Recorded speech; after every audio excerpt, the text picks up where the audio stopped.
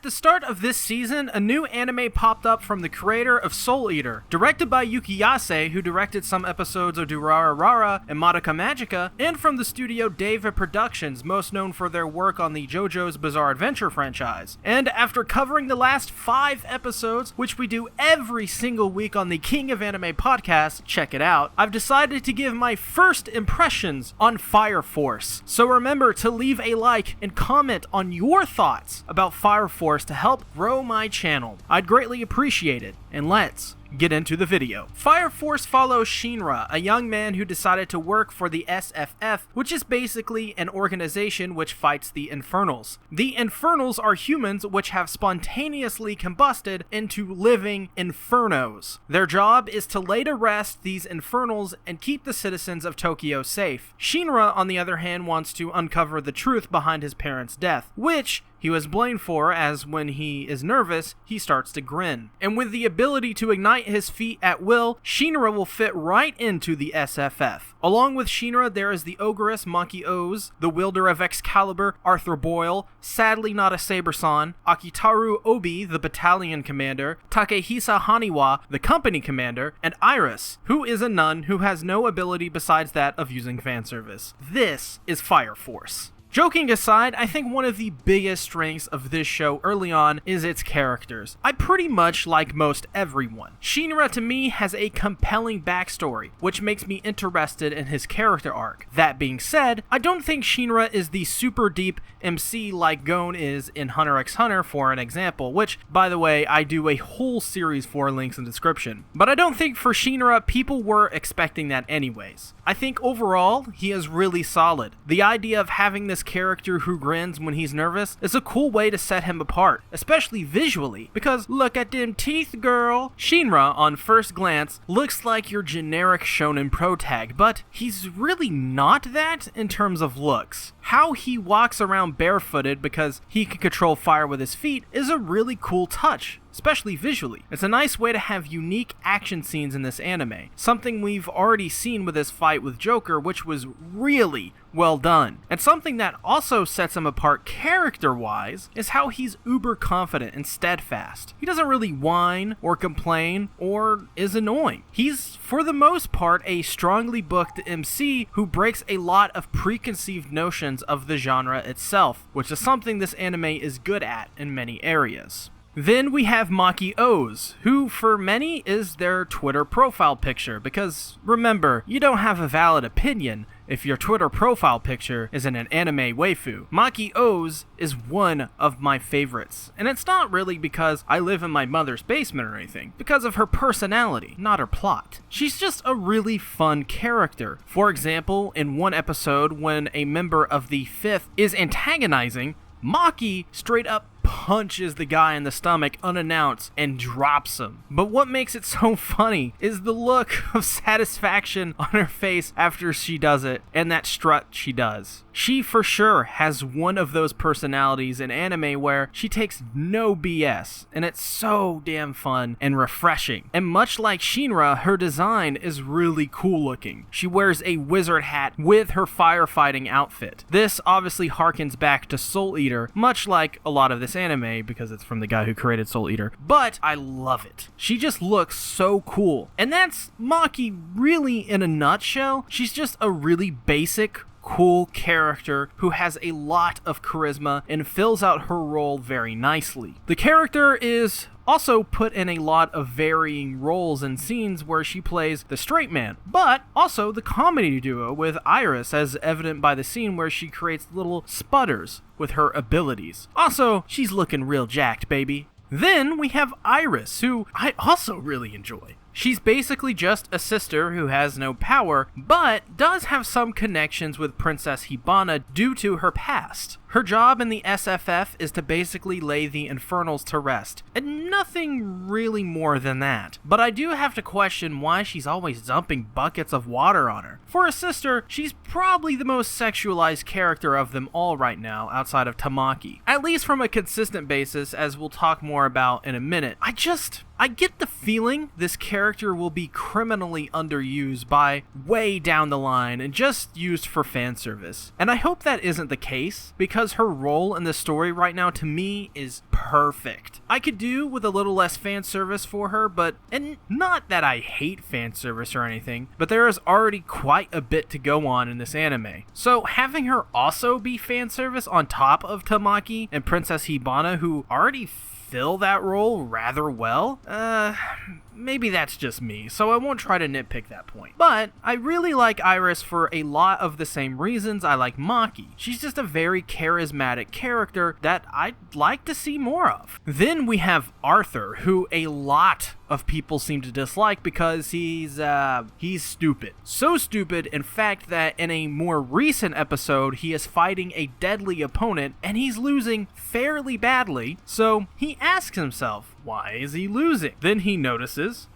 oh, he's using the wrong hand with Excalibur. Yeah, no, I'm not joking on that one. Arthur is basically one of those characters who is dumb with no real payoff. The scenes aren't really funny, aren't that good, and kind of rub many people the wrong way because, well, it's not funny or good. Going forward, I love for this character to just have one minor tweak in presentation, which I think will make his character so much more palatable and so much better. Just have the show lean in on how dumb he is, but make him a lovable idiot. Don't put him in situations like where he uses the wrong hand with Excalibur. Instead, have him come up with dumb ways to fight an enemy. What I mean by that is have him come up with these ridiculous plans and just have it barely work, but always work. Something like Mondada and Zenyatta in the JoJo anime, where Arthur is just like, yeah, this plan will totally work, trust me guys, and to everyone else, it's absolutely dumb. But to him, it all makes sense. I think that would make Arthur a fan favorite, if you do it right. But now, let's get to my rant section where I single-handedly make you guys hate me and call for my cancellation on Twitter and make comments like, of course you'd say that, see? You're a lolly after all. I'm not a lolly, damn it! I'm a 24-year-old male man! Anyways. Yeah, I hate Tamaki Kotatsu. From what little I've seen of her, I am inclined by how she was written and how she's presented to believe that she is single-handedly the most annoying and insufferable character in this anime right now. If you need an example, I will provide you one. Look at her horrid character design. She wears a string bikini top into battle with a firefighting jacket on. That completely defeats the purpose of having the damn thing on in the first place. If anything, some of you probably will like this idea, but she would be better off not wearing it because that thing probably weighs much more than regular civvy clothes. And look at her dumb pants too. They're dumb because they're like assless chaps, but instead of being assless, they're upper thighless? I actually don't understand any logic here with her design, and the only reason I could come up with is one thing. Say it with me, everybody. Fan service. This character is literally just here to be the stupid character which gets groped and looks sexy. And hey, if you like that, go ahead. That's okay. God knows I like a lot of weird fan service crap like Mikasa's abs or Dio's jawline. Let's not get started on MILFAR Online and my love for MILFs. But why did I say that? But I honestly see nothing with this character outside of titillation, and this is further backed up by her writing. She's basically a walking cliche and trope that accidentally gets fondled all the time and falls onto characters, then starts yelling and screaming, calling them perverts, ecchi, babaka, and yada yada. Seriously annoying. More annoying than the 5V cards I got from playing over 100 hours of Fortnite last week. That's a bad joke. Obviously, it's a joke. I don't play Fortnite. I play Halo 3. Add me on Xbox. GG no re. Otherwise, the other characters like the two commanders are really fun and fill out the character roster very nicely. Especially with Obi, who can control the velocity and power of bullets thanks to his ability. This leads to a rather funny scene with him shooting Shinra in the leg out of the blue, only to find, what? No wound! And on the antagonist side, right now we have Princess Hibana, who is so much fun. Like, you guys who haven't seen it yet have no no idea. I'm showing some screenshots now, but I initially wrote her off as a character who looks like a sexy anime girl with a sadistic attitude. She's far better than that. She's basically the closest thing to Satan in this series. She even refers to herself as a devil at one point. Every second she's on screen is a gift from the gods, as she is by far the most entertaining character in the whole show right now. And absolutely a reason to watch this show, or at the very least, give it a chance.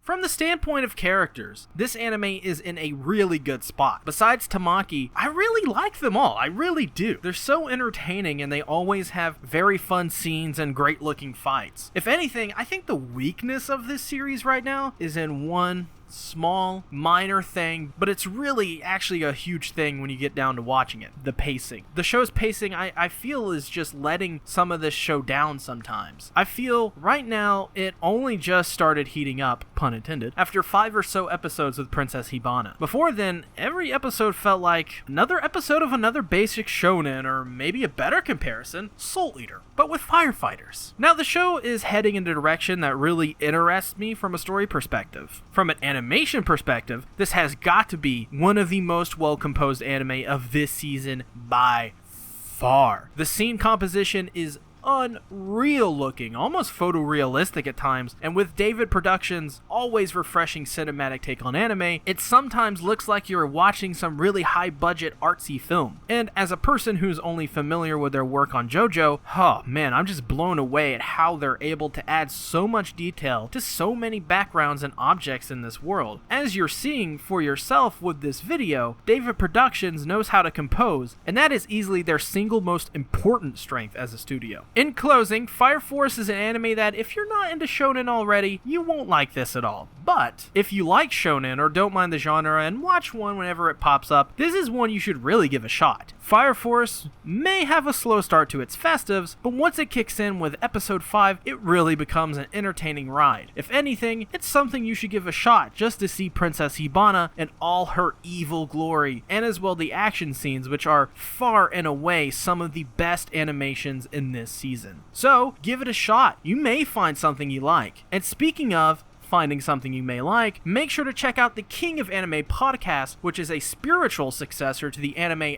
FMK podcast from Team 4-Star. We, myself, Everything Animated, and Satsuki the Savage cover this anime weekly on the show, along with new anime like Vinland Saga and Carolyn Tuesday. Plus, we also dedicate a portion of the show to older anime. This season, we're covering Madoka Magica, so you definitely do not want to miss out on something like that. If you haven't already, make sure to like this video. Tell me in the comments, what are your thoughts on Fire Force? Make sure to subscribe, and most importantly, ring the bell so you get community tab notifications, and know that I have a Patreon where you can get a whole bunch of stuff at the $1 tier and above. Thank you guys for watching. I'll see you guys later. Bye-bye.